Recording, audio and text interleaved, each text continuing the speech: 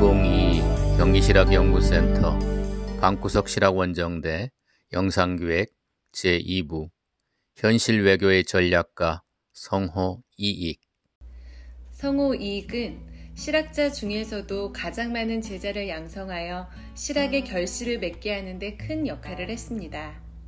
하지만 여기서는 성호의 실학사상보다는 외교 전략에 초점을 맞춰보겠습니다. 실학의 중요한 과제가 남과 더불어 살기라고 볼 수 있는데 그런 면에서 실학과 외교는 상통하기도 합니다. 중국과 일본 사이에 있는 우리나라는 이들과의 관계를 떠나서는 존립과 생존 자체가 불가능합니다. 따라서 중국 및 일본과 어떻게 더불어 살 것인가는 숙명적인 고민일 수밖에 없습니다. 우선 성호는 일본에 대한 현실적인 인식을 다음처럼 보여주고 있습니다. 지금 듣건대 연해의 여러 고을에 향화촌이 많다고 한다. 그곳은 별도로 한 부락을 이루고 있고 은민들은 그들을 천시하기 때문에 그들과 통혼하지 않는다고 한다. 이러다가 훗날 혹시라도 외구의 침략을 받게 되면 그들이 그 기회를 틈타서 화를 키우지 않으리라는 법이 없다. 귀화한 지 오래된 사람에 대해서는 마땅히 각 고을에 명하여 그들 중에 일을 시킬 만한 자를 가리고 우수한 자를 뽑아서 현달하게 하여 차츰 우리나라 사람들과 더불어 섞어 살게 해야 비로소 화합할 것이다. 성호는 이렇게 이방인의 거주권과 생활권을 보장할 것을 주장하고 있습니다. 이는 잠재적 불안 요소를 제거하기 위한 선별적, 점진적 동화 정책이라고 할 수 있습니다. 그리고 성호는 예약을 전수해달라는 일본의 요청을 거절한 것을 비판하면서 다음과 같은 말도 합니다.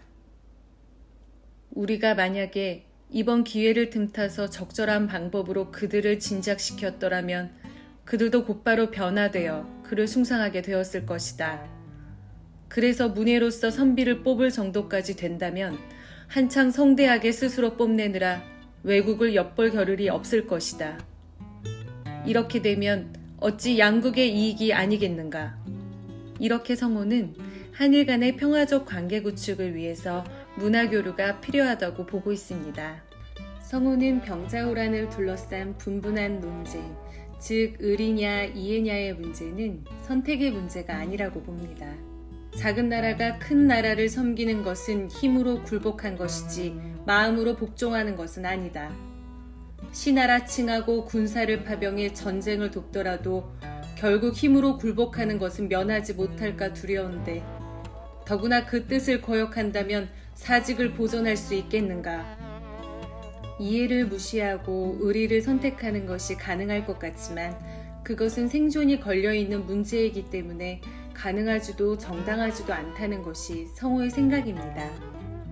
즉 생존은 공동체의 유지와 보존을 위한 절대적 가치라고 보고 있습니다. 무릇 번방은 천자에게 애초에 나라를 받은 은혜가 없는 것이다. 전쟁을 당했는데 천자가 금할 수 없다면 강한 이웃나라에 굴복하는 것은 그 형세가 곧 그런 것이다.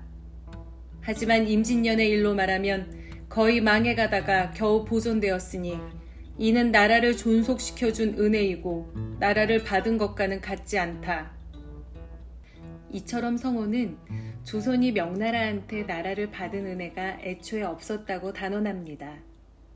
그리고 성호는 화친할 것인가 전쟁할 것인가에 관한 판단은 반드시 스스로 먼저 헤아리는 것에서부터 시작해야 한다라고 하면서 냉철한 내부 성찰을 강조하고 있습니다. 결론적으로 성호의 외교 전략은 상대국에 대한 현실주의적 인식과 자국에 대한 냉철한 내부 성찰을 바탕으로 한다고 말씀드릴 수가 있습니다. 성호는 서학 전반에 관해 폭넓은 이해를 하고 있었지만 그의 서학에 대한 인식 태도를 보면 서양의 과학기술에 대한 적극적 수용, 서학의 윤리사상에 대한 긍정적 이해, 기독교 신앙에 대한 비판적 자세의 세 가지로 나타나고 있습니다. 그리하여 성호학파의 갈래가 생기게 되는데 만약 성호가 서세동점의 19세기에 살았더라면 어떤 외교 전략을 취할지 매우 궁금합니다.